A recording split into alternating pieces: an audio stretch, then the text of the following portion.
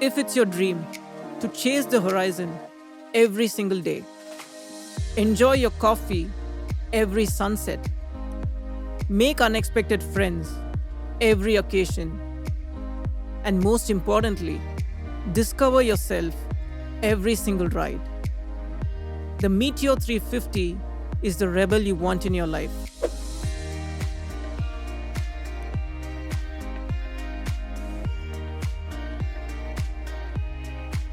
Starting with things I like. The cruiser styling will kindle your desire to live your life on the highway, not just ride, but also stop and enjoy the view.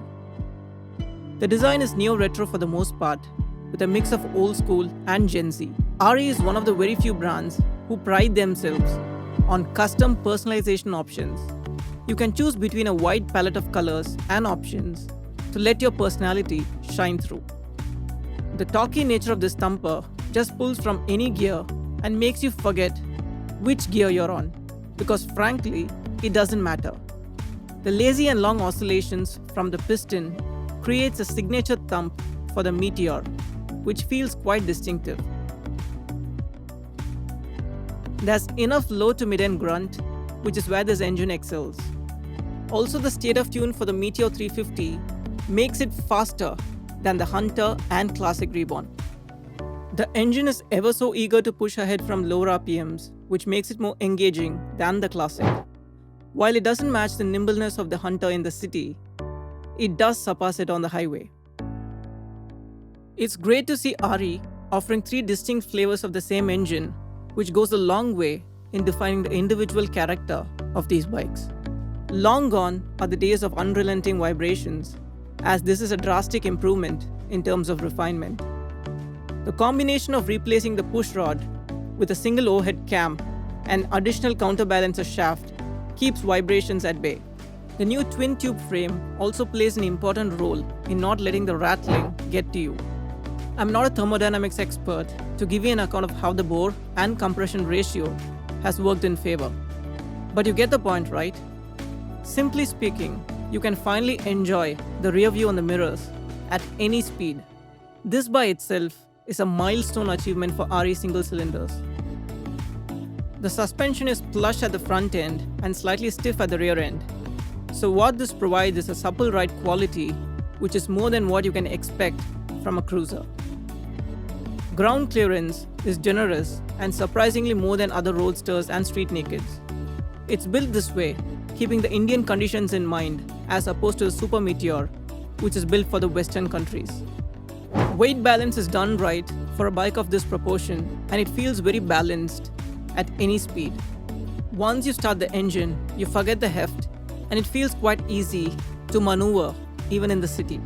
A sharper rake angle also helps point the bike in gaps and steer effortlessly once you get used to it.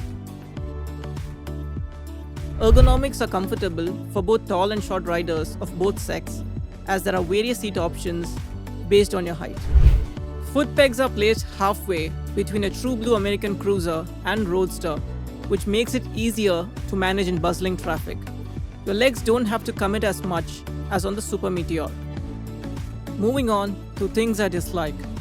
Riding the Meteor after I just reviewed the Classic Reborn opened my eyes to how much of a difference tune of an engine can make. While the Classic puts you in a state of Zen mode with that slow revving, thumpy nature, the Meteor behaves quite differently, as it's eager to get a move on from very low RPMs. But the fueling at low end feels very inconsistent as the bike lunges forward immediately with the most minute throttle inputs and suddenly becomes linear, which is something I couldn't get used to. This makes the low end drivability feel very spongy and rubber band-like, especially in bumper-to-bumper traffic. Suspension adds more misery to this aspect, as I feel that the front suspension and rear suspension are unbalanced in the way they work together. The inconsistent low-end fueling, along with the soft front suspension and stiff rear suspension, is the do-have of making your wife or girlfriend throw up on you. While vibrations have drastically reduced compared to the unit construction engine, there is a constant buzz you feel on the foot pegs and frame. The loose fitment of the gear lever and rear brake adds more to this buzz. The buzz is felt only on the Meteor, as the same engine on the Classic feels super smooth and buttery. The sound of this engine and exhaust feels more clattery and raw. The same engine on the Classic seems to be calmer, smoother, with more thump than the Meteor. But again, every rider has a different perspective on what feels better. So let me know yours. The gearbox didn't feel very precise, and I faced a lot of false neutrals when shifting up or down. The clutch lever is light though. Braking is a letdown, as the initial bite is quite lacking. So with all its eagerness to quickly get off the mark, you have to tread with caution within the city.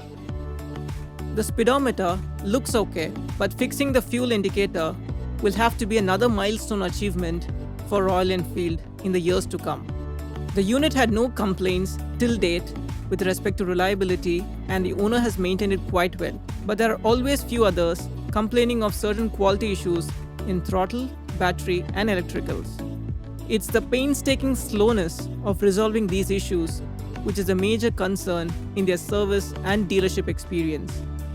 The verdict: Royal Enfields have never been about numbers. It's a vibe which has won the hearts of an entire country. The Meteor 350 keeps the vibe alive by retaining what the brand has excelled in and improved upon its shortcomings with its new J-Series platform. As a cruiser, there's no direct competition in the same genre.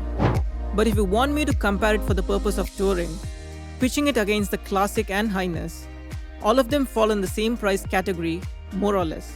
I'm excluding the SD Roadster as it's due for an engine upgrade. With respect to engine, I would say the Classic Reborn is my pick for its state of tune. It has a smoother low to mid-end grunt and drivability than the Meteor.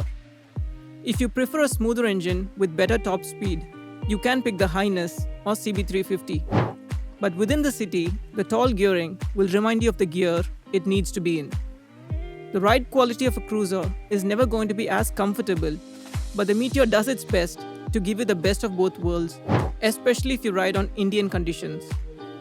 So the decision between the three depends on the person you are or want to be. The Meteor is more like the brash kid at school. It doesn't do the things the way you want it to. It feels iffy at low revs, always eager to get off the mark, with a constant buzz on the foot pegs, and sort of an unbalanced suspension setup. So it's definitely the brash kid who does everything in his own way.